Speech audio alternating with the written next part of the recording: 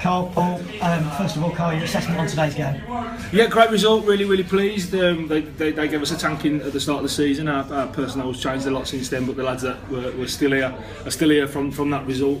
You know, wanted to come and set the record straight. It hurt us, it hurt the club, it hurt me and Paul and the fans. And so the fans have come in great voice today, hoping that they'll see us kind of put that right, and we've obliged them.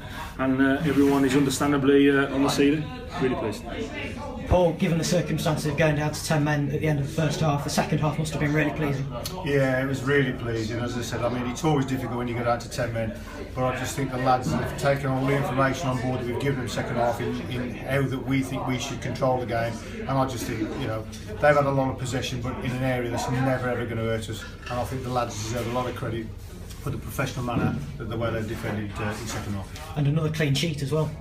It's fantastic, and that's where, you know, the foundations I think now are starting to be built for next season, as well as the end of this season. You've always got to work from the back, and we were conceding too many goals at the start of the season. And you know, now when you give yourself a chance, you always give yourself a big chance when you can keep clean sheets, and that's what we deserve today. Clean sheet. Carl, what did you say to them at half time and at the end? Well, I think that they were going to get a touch at half time, and obviously that changed, because rather than kind of pointing out where we were doing things wrong and we weren't working well enough in the shape and trying to put things right, we've ended up having to have an entire new game plan. So obviously Robbie's had to be sacrificed, which is unfortunate. Robbie got through a lot of work in the first half, a lot of good work, but we needed to get a proper left back on, so we've made that change, and Marco working as a lone striker.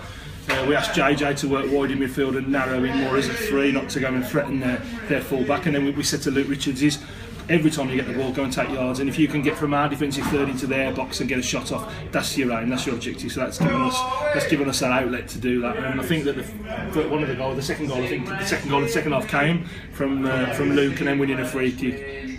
So yeah, you know, we can only tell the guys what to do. We did in the first half, and they didn't follow the game plan. Second half, we've given them a new game plan, and they did follow it to the letter, and they were fantastic. Yeah. Two new additions to the squad this week, Michael Williams and Ollie Basham. Just tell us a bit about them. Yeah, well, Doobs is an experienced player. He's had a good few years now at Rugby Town and Stafford Rangers. He's had a few personal problems this year, which meant he was out on loan at Stafford Town, and he's seen this as a good step for him to come to a serious club and get back on track with his football. So yeah, can play in multiple positions. Obviously has been a specialist fullback, but we loved him in midfield. Can play wide as well. Look great centre forward as well, didn't he? At there, he's going to be a really good addition for us. Ollie's just turned 17, a real talent. He's looked outstanding in training, even in the warm-up today. He looks, you know, every inch, you know, comfortable in this company. Very young, still first year under-18s player, so he'll carry on playing his under-18s football, and he'll get football. We invest in young players, and that's what we'll carry on doing. Very much part of what we're trying to do. Thank you both.